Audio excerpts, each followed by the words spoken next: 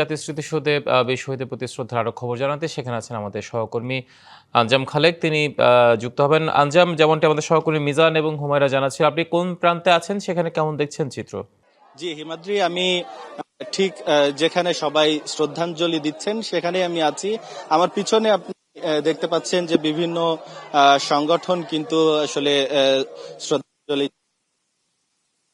দিয়ে শ্রদ্ধা জানাচ্ছেন সেই সব বীরদের প্রতি যারা মহান স্বাধীনতা যুদ্ধে আত্মত্যাগ করেছেন। তারা কিন্তু এই সংগঠনের পাশাপাশি কিন্তু আমরা দেখেছি যে তরুণ প্রজন্ম থেকে শুরু করে বৃদ্ধ আবাল বনিতা বৃদ্ধ যাকে বলা হয় সবাই কিন্তু এখানে আসছেন এবং শ্রদ্ধা জানাচ্ছেন। তারা নীরবতা পালন করছেন সেই শহীদদের প্রতি শ্রদ্ধা জানানোর জন্য। আমরা সকাল থেকে দেখেছি যে রাষ্ট্রপতি এবং প্রধানমন্ত্রী শ্রদ্ধা জানানোর পর থেকে কিন্তু শুরু হয়েছে সাধারণ জনগণের জন্য এই শ্রদ্ধাঞ্জলির জায়গাটি উন্মুক্ত করা হয়েছে এবং সেই থেকে কিন্তু সাধারণ মানুষ আসছেন।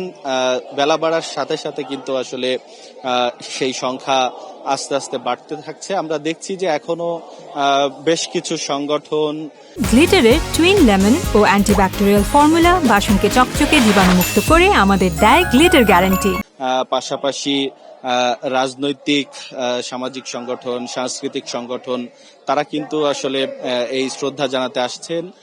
আমরা ইতিমধ্যে দেখতে পাচ্ছি যে এর আগে যেহেতু সরকারি দল বিরোধী দল তারা শ্রদ্ধা জানিয়েছে, এখন আমরা দেখতে পাচ্ছি যে এনসিপির পক্ষ থেকে কিন্তু শ্রদ্ধা জানানোর জন্য এগিয়ে আসছে।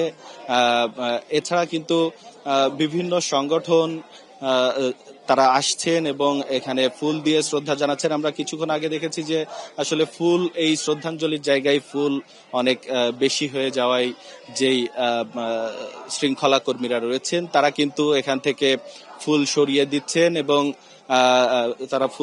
দিচ্ছেন এবং এই জায়গাটি কিন্তু পরিষ্কার করছেন কিছুক্ষণ পর পরই। অর্থাৎ সকাল থেকেই কিন্তু আসলে এখানে ফুলে ছেয়ে গেছে এই শ্রদ্ধাঞ্জলির জায়গা। হিমাদ্রি, আজম, ধন্যবাদ আপনাকে যুক্ত হওয়ার জন্য।